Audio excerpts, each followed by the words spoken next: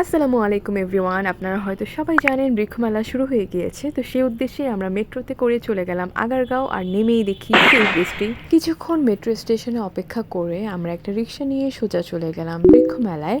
এখানের এন্ট্রি ওয়েটা এত সুন্দর করে সাজানো ছিল, সেই সাথে বৃষ্টি হওয়ার পর ওয়েদারটা এত সুন্দর হয়ে গিয়েছিল, স্পেশালি আকাশ এত সুন্দর লাগছিল, অনেক সুন্দর লাগছিল সব কিছু। মনে হচ্ছিল একটা গ্রামের দৃশ্য।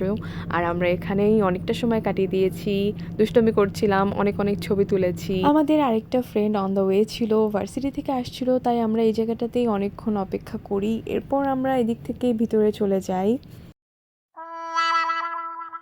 ঢোকার পর সবার আগে আসে এই জায়গাটা আমার খুবই ভালো লেগেছে। এটা তো খুবই সুন্দর করে সাজানো ছিল সব কিছু।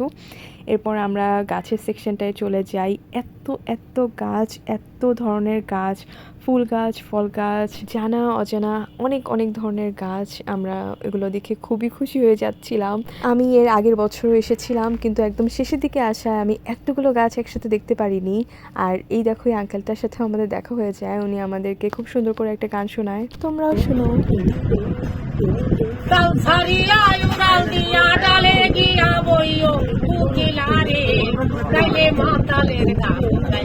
এরপর আমরা এদিক থেকে একটা ঝালমুড়ি নিই, যেটা আমরা ভেবেছিলাম খুব বেশি একটা মজা হবে না, বাট খুবই মজার ছিল। আর এরপর আমরা আবার ঘুরে ঘুরে সব দেখতে শুরু করি। এখানে অনেক ধরনের ক্যাকটাসের ভ্যারাইটিস ছিল। আমরা ব্যাম্বো প্ল্যান্টস কিনি, এছাড়াও আরও কয়েকটা গাছ কিনি আমরা সবাই মিলে। এরপর আরও ঘুরে ঘুরে সব কিছু দেখছিলাম। দেখা শেষ করে আমরা এখান থেকে বের হয়ে একটা রিক্সায় উঠে আমরা আগারগাঁও চলে আসি। এখানে এসে প্রথমেই আমি এই সুন্দর রিংটা কিনে ফেলি। এরপর এই খেতাপুরির এই দোকানটা থেকে পুরি, চিকেন যাই খেয়েছি সবই একদম 10 on 10, খুবই মজাদার ছিল। এই মিষ্টিটাও খুবই মজার ছিল।